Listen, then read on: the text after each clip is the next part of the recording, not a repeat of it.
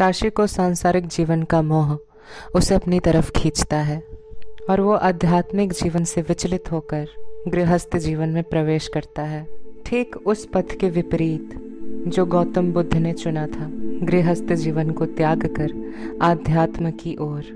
क्या ये विपरीत बुद्धि ताशी को उसके सवालों का जवाब दे पाएगा? समंदर से 15,000 फीट की ऊंचाई में बसा है तिब्बत। तिब्बत की हसीन वादियों के बीच एक चरवाहा अपने भेड़ों के झुंड को हाँकता हुआ आगे बढ़ रहा है, अपनी पैनी नजर के शिकार की फिराक में। ऊपर आसमान में चक्कर लगा रहा बाज जमीन से एक पत्थर उठाकर नीचे फेंकता है, जो एक भेड़ के सिर पर गिरने से भेड़ की मौत हो जाती है। पास से ही गुजर रहा बौद्ध भिक्षुओं का कबीला ये देखकर उनके पास गया। उनमें से एक 5 साल का छोटा भिक्षुक चुपचाप खड़ा देख रहा है। उन्हें वहां से लंबी यात्रा कर एक बौद्ध भिक्षु को जगाने जाना है, जो कि 3 साल से समाधि में लीन है।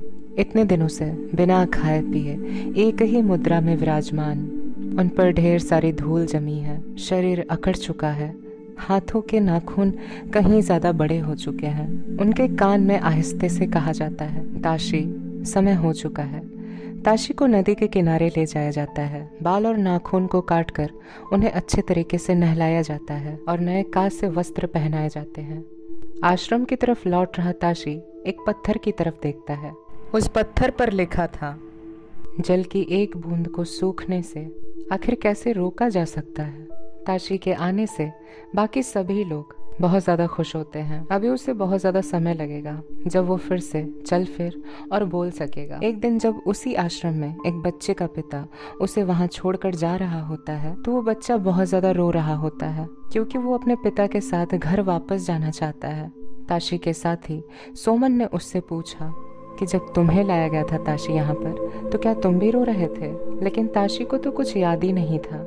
जब से ताशी ने होश संभाला तब से वो इसी आश्रम में खुद को पाया। कुछ दिनों में एक समारोह आयोजित होने वाला है, जिसमें लिनपोचे यानी कि लामा गुरु के अवतार ताशी को खेम्पू की उपाधि देंगे। तिब्बतियन बुद्धिज्म में खेम्पू एक तरह की डिग्री होती है, जैसी कि यूनिवर्सिटी में होती है।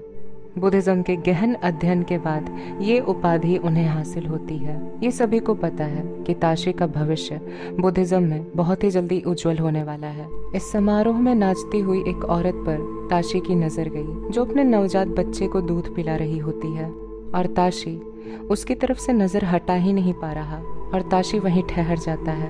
तब ताशी के गुरु उसे वहां से ले जाते हैं। जब बिन पूछे को पता चला तो उसे पास के गाँव में होने वाले फसल कटाई के त्योहार में ले जाने को कहता है, क्योंकि ताशी को शायद खुली हवा की जरूरत है। अगली सुबह वो गांव के जमींदार तेंजिंग थोरगी के घर पूजा के लिए पहुंचते हैं। सभी ने जुले जुले कह के लामा अप्पू, ताशी और बाकी बौद्ध भिक्षुओं का काफी अच्छे तरीके से स्वागत किया, जिसका मतलब होता है नमस्ते। प्रार्थना के दौरान चूड़ियों की खनक से ताशी का बार बार प्रार्थना से ध्यान भटक रहा था। रात में उन सभी बौद्ध भिक्षुओं का ठहरना होता है। जब ताशी सोने जा रहा होता है तो ताशी की सीढ़ियों पर ही पेमा नाम की एक लड़की से मुलाकात होती है। ताशी की नजर उस लड़की से हटी नहीं रही थी। पेमा, जो कि जमींदार की इकलौती लड़की है। अगली सुबह सभी लोग आश्रम लौटने के लिए तैयार हो उठे हैं और एक बार फिर से ताशी की नजर पेमा पे पड़ती है, जो कि पहाड़ों पर मंत्र लिखा परचम बांध रही है। इन परचम को लुमटा कहते हैं, जो कि पूरे 5 रंग के होते हैं। नीला आकाश के लिए, सफेद बादलों के लिए, लाल जो कि आग को दर्शाता है, हरा घास को, और पीला पृथ्वी को, जो सुखी जीवन, शांति और पूर्ति का प्रतीक होता है। पेमा की भी नजर एकाएक ताशी पर पड़ जाती है। पास में ही खड़ा जामयांग उन दोनों को एक दूसरे को ताड़ते देख रहा होता है, जो कि पेमा का मंगेतर है। रात को जोर जोर से ताशी की सांस की आवाज से सोमन ने ताशी को जाकर देखा। ऐसा 2-3 दिन से हो रहा है, और जब सोमन की नजर ताशी के कमर के नीचे के हिस्से पर पड़ी तो सोमन उस चिपचिपे भाग को देखता है, और इसके बाद सोमन चुपचाप अपने कमरे में आकर बैठ गया। अभी सोमन की आंखों में आंसू थे। सोमन समझ गया था कि उसका मित्र आध्यात्म के रास्ते से कहीं और भटक रहा है, जो कि एक बौद्ध गुरु को शोभा नहीं देता। अगली सुबह सोमन ताशी से आंखें चुराने लगा। ये बात लामा अप्पू को समझ में आ गई थी। उसने ताशी को बुलाकर एक कागज दिया जिसमें एक नक्शा बना था। लामा अपू उसे आज शाम में ही उस जगह पर रवाना होने के लिए कहते हैं जो कि नक्शे में था। साथ में आश्रम का पालतू कुत्ता काला भी ताशी के साथ रवाना होता है। ताशी का काला के लिए लगाव उस जानवर को भी समझ में आ रहा था। आखिर उस जगह पहुंचने के बाद ताशी को एक गुरु मिलते हैं जो चित्रकारी के जरिए ताशी को काफी कुछ समझाते हैं कि शरीर खोखला है और इस शरीर के आनंद के लिए तुम अपने मार्ग से मत भटको। इस शरीर को तो एक दिन नष्ट हो जाना है और उस दिन इस शरीर से जुड़े आनंद भी हमेशा के लिए खत्म हो जाएंगे और मन पर काबू पाना ही एक छांव की मुक्ति है। सुबह तक ताशी अपना मन स्थिर कर चुका था। आश्रम पहुंचकर वो लामा अपू से पूछता है, साक्यमुनि बौद्ध को भी 29 साल गृहस्थ जीवन बिताने पड़े थे और मैं यहाँ तब से हूँ जब से मैं अपना होश संभालने लायक हुआ हूँ। मैंने दी गई शिक्षाओं का हमेशा से पालन किया। क्या पता गौतम बुद्ध के ज्ञान पाने में उनके गृहस्थ जीवन के भी अनुभव शामिल हो। आपने ब्रह्मचर्य जीवन को परम संतुष्टि का कारण बताया, तो आखिरकार मैं इतना बेचैन क्यों हूँ? साक्यमुनि बौद्ध ने कहा है, मेरी शिक्षा को सिर्फ इसलिए मत मानो क्योंकि मैंने ऐसा कहा है, जब तक तुम अपने जीवन में इन सभी अनुभवों को परख न लो। ताशी कहता है, किसी भी चीज को जाने बिना उन सब का त्याग आखिर कैसे किया जाए? इस बात पर लामा अपू उसे कहते हैं, समय आ गया है ताशी, अब तुम अपना रास्ता चुन सकते हो। आधी रात को जब सभी लोग सो रहे होते हैं तो ताशी अपने घोड़े को लेकर अंधेरे में निकल पड़ा स्वयं की तलाश में।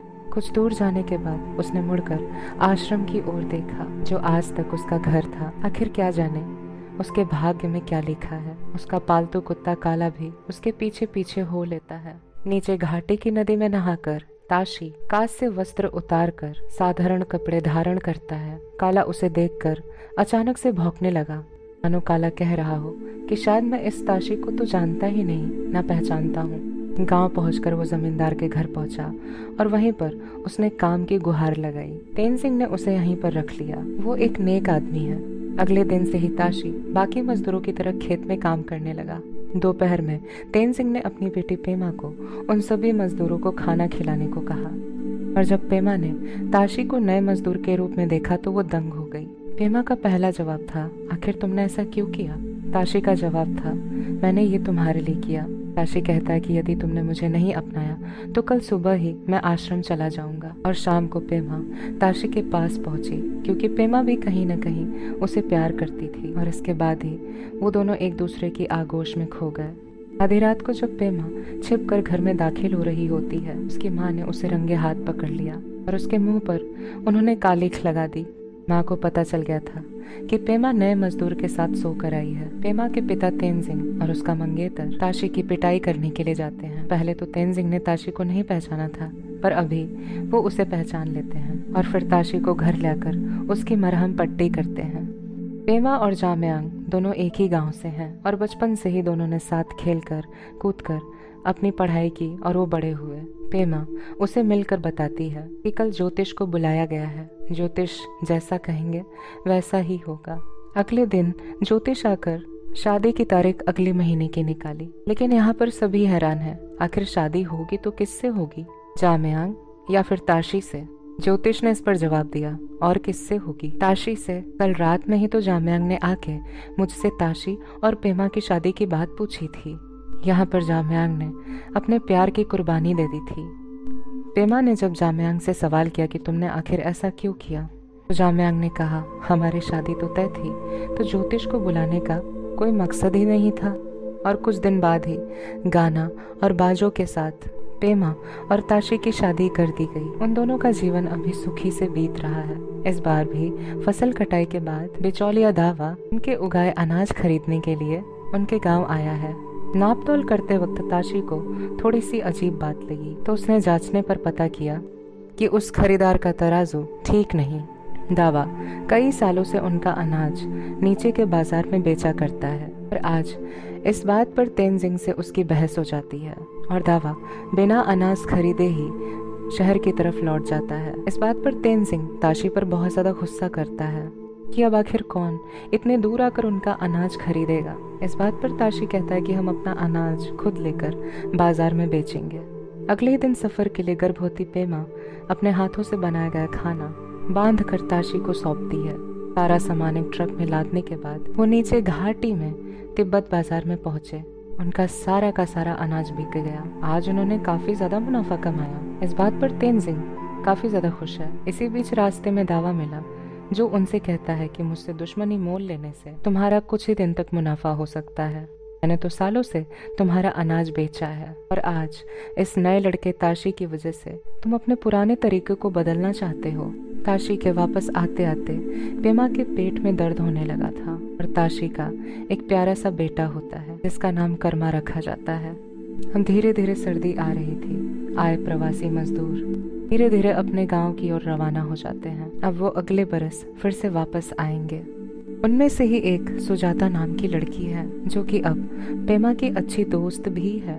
एक बार पेड़ पर बैठे ताशी को नदी पर नहाती सुजाता दिखी और अभी ताशी सुजाता को देखने की इच्छा दबा नहीं पा रहा था। सर्दियां खत्म होते ही मजदूर फिर से काम पर आ गए। एक दिन ताशी ने पेमा से कहा, हमें इतने ज्यादा मजदूरों की कोई जरूरत नहीं, कुछ लोगों की कटौती करके हम पैसे बचा सकते हैं। लेकिन इस बात से पेमा राजी ही नहीं थी और अगले साल फिर से मुनाफा ज्यादा हुआ।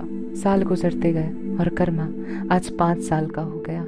इस बार जाम्यांग जब दावा को अपना अनाज बेच रहा होता है, ताशी जाम्यांग को रोकते हुए कहता है कि तुम्हें पता होना चाहिए दावा हम सभी लोगों को ठगता है। दावा इस बात पर नाराज होकर कहता है कि अब से वो अनाज के सौदे के लिए इस गांव में कभी नहीं आएगा और इस बात पर जाम्यांग ताशी पर बहुत ज्यादा नाराज होता है। जाम्यांग कहता है कि ताशी मुझे तुम्हारी तरह नहीं बनना, मैं वही करूँगा जो मुझे ठीक लगा। मेरे पिता ने भी ऐसा ही किया और मैं भी ऐसा ही करता रहूँगा।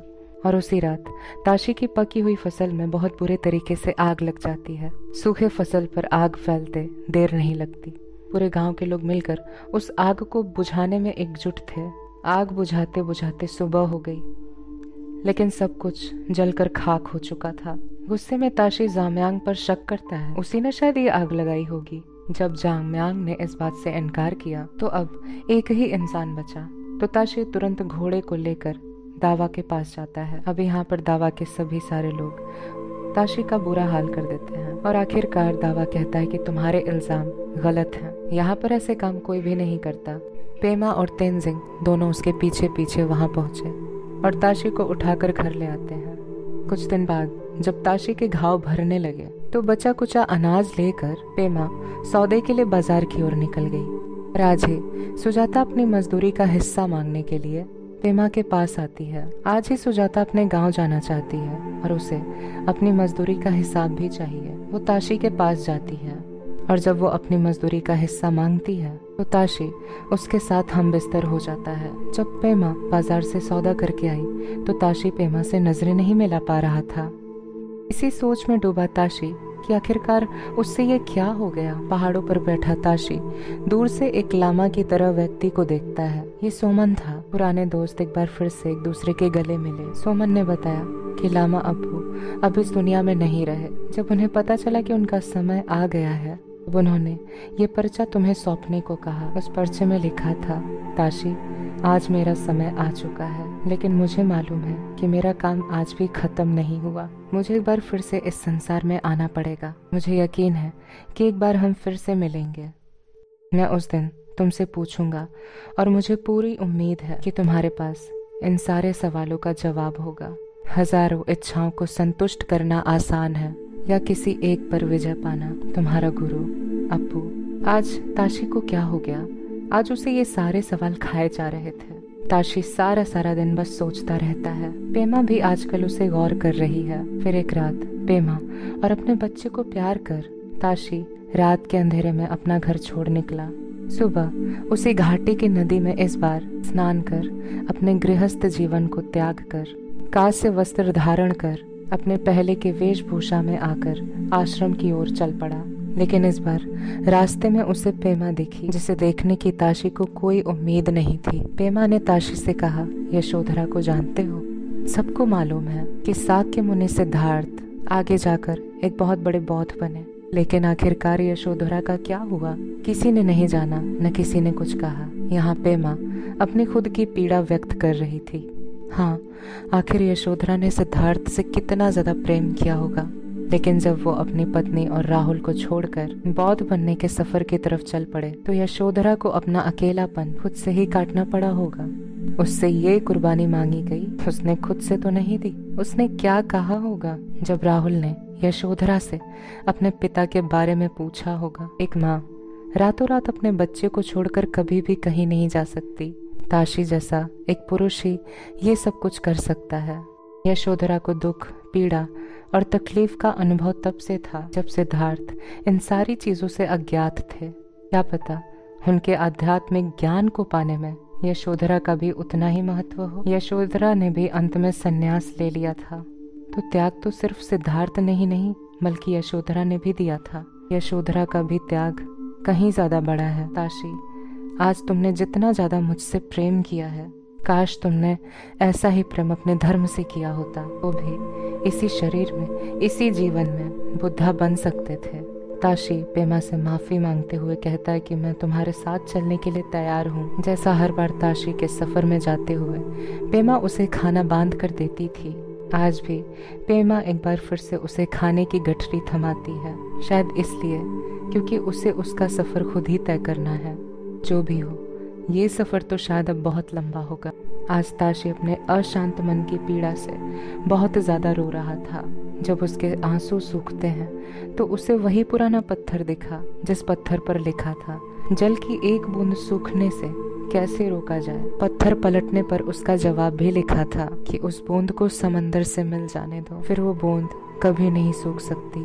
आज फिर से वो बाज आकाश में चक्कर लगाते हुए ताशी को दिखता है। ताशी वही पुरानी बात सोचता है कि काश आज ये बाज एक पत्थर मेरे ऊपर गिरा देता तो शायद उसकी सारी पीड़ा, सारी विडंबनाओं का सर्वनाश हो जाता। किसी ने सच कहा है, हमारा जीवन बारिश के जल की बूंदों की तरह है। जब ये भाप बन जाता है, जीवन मृत्यु के समान है, और जब यही जल की बूंद जब समंदर से मिल जाएगी तो ये परमात्मा से मिलन है। फिर ये जीवन कभी नहीं सूखेगा। इंसान की इच्छाएं, आकांक्षाओं का कोई अंत नहीं है। जैसा कि कहानी में दिखाया गया है, पहले काम वासना, फिर भौतिक सुख या भौतिक सुख के प्रति लोभ, जैसे धन, फिर राग, फिर द्वेष और आखिरकार पराई स्त्री पर काम वासना की नजर। इंसान संन्यास का रास्ता इसीलिए चुनता है क्योंकि वो एकांत ढूंढता है।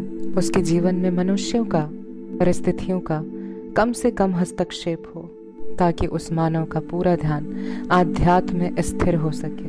लेकिन अंतहीन इच्छाओं को स्थिर करके गृहस्थ जीवन में एकाग्र मन से चल पाने से भी कहीं न कहीं आध्यात्मिक पथ मुमकिन है। यह हम सब पर निर्भर है कि आखिर हम कौन सा मार्ग चुनते हैं।